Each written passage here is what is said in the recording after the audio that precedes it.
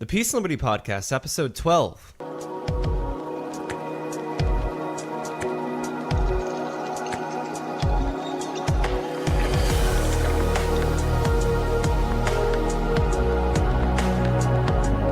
If you've ever wondered if Austrian economists exist in academia, you'd be right in noting that, on average, they are far and few, and hopefully in time that trend will change. But today I'm talking with my good friend Dennis Foster, or more accurately, Dr. Dennis Foster. He grew up in Denver, Colorado, where I live now, and he went on to attend college at Drake University in Des Moines, Iowa, majoring in economics. After a year working for the Colorado National Bank, he went to graduate school at the University of Hawaii. He received both his MA and PhD there in economics. So for the past 28 years, he has taught economics at Northern Arizona University in Flagstaff, Arizona. He has long been an ardent proponent of free markets. He's a super knowledgeable guy, and we've had many great discussions. In fact, Dennis is part of our Rothbard Roundtable group, which we do every Saturday, and it's a ton of fun. Reach out to me if you want to get involved in it. But Dennis, thanks so much for coming on. Hey, it's my pleasure, Stephen. So you've told me about your experiences as a professor many times, and your story regarding tenure is especially representative of how crazy the environment is for professors who hold non-mainstream views, but we'll get to that later. How did you eventually drift towards economics, which is your profession? And you can take it back as far as you'd like, to college days or whatever you want to talk about. Well, actually, I was always interested in politics. And so when I started school, I was a political science major, but I was not doing very well. I took my first econ class when I was a second semester sophomore, and I learned the principle of comparative advantage. So I switched my majors to economics, and I was able to actually still look at political science, still look at politics, but through the lens of economics since then. So I really enjoy the fact that I changed economics. Now, would you say you grew up in a conservative family? Were you always leaning to the right, or did you? Yeah. I wouldn't say that my family was very political at all. I would say, yeah, in general, my father was more conservative, my mother perhaps a little bit more liberal, but I'm not sure that really politics played much of a role, if at all, in my upbringing. It was just something I was interested in. I mean, do you think you'd call yourself a libertarian, or do you think you called yourself a libertarian more so after you became involved in economics, or? Yes, I'm sure I didn't even know the term back in those days. And my interest in economics stemmed from my interest in politics. And as I went through school, I did develop a pretty strong sort of support for free markets, at least at the microeconomic level. But I would say I was sort of typical of students that were taught Keynesian macroeconomics. And I carried that around with me for quite a long time before I was finally able to sort of shed that. That's awesome. Yeah, so I mean, you've been a professor for the past 28 years at, Northern Arizona University, is that correct? That's right. And obviously, you've seen things in academia that you've seen attempts to shut down opposing views. Can you think of any stories off the top of your head that's just been like, wow, that's crazy? Well, it is a little bit unusual. I teach in a business college, and I think as a general rule, business colleges tend to be, if not more conservative, at least a lot more neutral and a lot easier places to have a wide variety of views. And I think that's true on my campus as well. Outside of the business college, it seems like it's a typical liberal college. But inside, things are generally pretty good. I had Tom Woods actually come to NAU some years ago, I know 7 or 8 years ago, and I would say it was received pretty well by students. Now, on the other hand, I guess it was another speaker, Richard Salzman from the Ayn Rand Institute. I had him come a few years before Tom, and right the day after his presentation, the president of the faculty senate sent a blistering email to all of the deans and others around campus that helped fund that speaker on my behalf, criticizing that choice. And it's like, well, that's what happens when you step outside the doors of the business college. Exactly. I mean, another question I was going to ask you is, what has your relationship been with like other econ professors? Have you had a lot of disagreements with them, specifically in regards to you being an Austrian economist? But I'm guessing you're required to teach some type of Keynesian uh, economic stuff, even though you reject Keynesianism. Well, you almost have to, because you have to explain to students what the landscape looks like. And Right. so I do that in my macroeconomics classes and also my money and banking classes. I talk about Keynes, talk about Friedman, but then I usually finish with the Austrian story. So that's the last one they get, and presumably, since most people just remember the last thing they get, that's what they sort of sticks with them. Yeah, you know, me and you have actually talked about this before. I imagine you've had some pretty arrogant students through your courses, but in fact, I mentioned this to you that looking at your ratemyprofessor.com, you've had some pretty harsh reviews. Let me give you a few of them.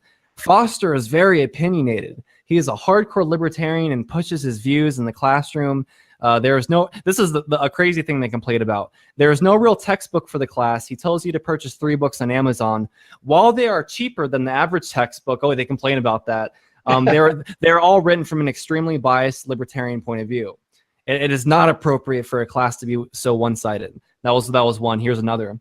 He teaches harder material than every other macroeconomics teacher, is boring, and assigns tedious and vague homework. Geez, what's wrong with these people? And then one last one. So libertarian that he can't focus on anything else. Teaches his beliefs rather than the course. I mean, holy mackerel, this is the type of students you've had to deal with, I imagine. Well, I will say, though, that's a small minority. I do have them read, Tom Wood's Meltdown book. I have them read a book by John Stossel called No, They Can't. And I ask them to write reactions to the material. And I tell them that I'm not going to grade their reaction. I'm just going to grade the fact that they, were able to articulate whether they agreed or disagreed and why. And I don't get more than maybe 5% that kind of disagree with those viewpoints. A lot of them feel like somehow they got shut out of that information growing up, and feel quite appreciative of that somebody actually was able to expose them to this.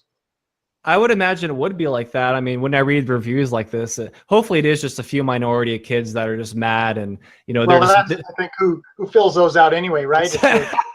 Yeah, I've never filled out a Rate My Professor form. Yeah, that now, is interesting. I have a plan, though. This semester, I was thinking that I might give my students extra credit for going out to that site and then writing a review, and if the score gets high enough, then I'll give them some extra credit. That'd be funny. I mean, I honestly do use Rate My Professor because I'm a college student. I do use that site, and if I see like a 1-star professor, that's the free market at work, baby. So yeah, we'll try to get your reviews up with that extra credit. So this is the most interesting thing I think you've ever told me. That your college, you've been a professor for 28 years at this college. They have never given you tenure. In nearly your 3 decades of teaching there. Tell us about that. I mean, that just sounds unfathomable. Well, it's the nature of the system. There's a lot less objectivity than you might think, sort of looking at it from the outside. It's who you know, who agrees with you, where you think you fit in. I got shot down a couple of times when I applied for tenure.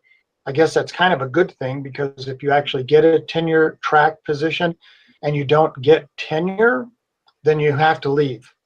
So at least for me, I've never had to leave, but that's because I've never been able to swing a tenure track position.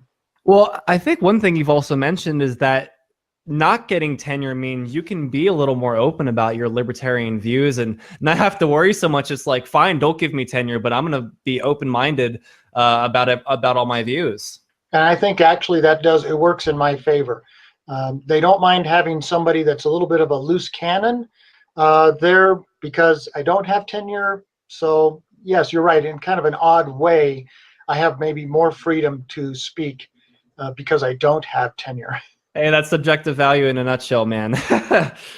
But there's a few more questions I have for you. So you're an avid hiker, and you've mentioned to me that you've logged over 350 hikes, totaling over 750 days, and you've camped over 400 nights in the canyons, in the canyon backcountry. And you've also worked for major concessionaires on both the south rim and north rim of the canyon. Now, here's something even more interesting. You've heavily critiqued the management practices of the National Park Service, and this amounts to newspaper editorials, a monograph published by the Goldwater Institute, and a testimony presented before a congressional committee. Tell me about that last part specifically, because I think that one common argument against libertarians is that we want to destroy national parks and set up casinos on the edge of the Grand Canyon and just turn it on to a free market. I mean, you have a different take on these things. I'd love to hear what you said during this congressional committee. Well, I mean, first you start with the fact that the National Park Service is really just like a big socialist organization anyway. They love to have more and more control, and for them, there's no such thing as a limit. And so they always come up with these plans and these ideas. And I guess it was about 20 years ago, almost 20 years ago, the Park Service was proposing a rail system that would take tourists into the park from just outside the boundary. And as they proposed this, the cost kept going up higher and higher and higher, and nobody was really opposing it. And I started writing editorials. I wrote this monograph. I got invited to go to speak to this subcommittee of the House of Representatives in Washington and give my little spiel about how I thought this was a terrible idea, that it was just going to make tourists, hate going there. And it turns out that Congress ended up defunding this idea, and it went away, and it hasn't seen the light of day since. So I've been very happy about that result. Now, I don't keep up too much with the mainstream news. I really try not to, but wasn't Trump trying to do something with the national parks and people were freaking out about it? I know that, there was some complaints about just the general approach. I know out here we have this new national monument that President Obama declared, and Trump sent the Secretary of the Interior out on a little fact-finding mission, and he recommended that it be pared down by about 80%, so that a lot of it would go back into the private sector, and that's caused a lot of howls. But it's one of those things where there's no end point. The Grand Canyon National Park has gotten bigger and bigger over the years, and then the areas around the Grand Canyon start getting special designation.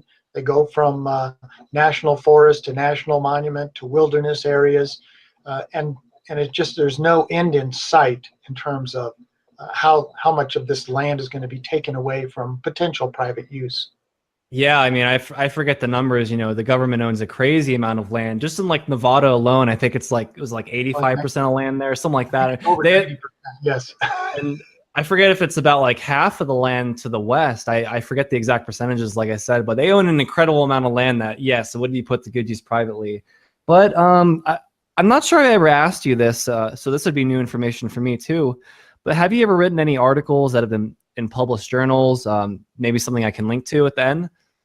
I do have some journal articles. You could link to them, but some of them are open, some of them may not be open.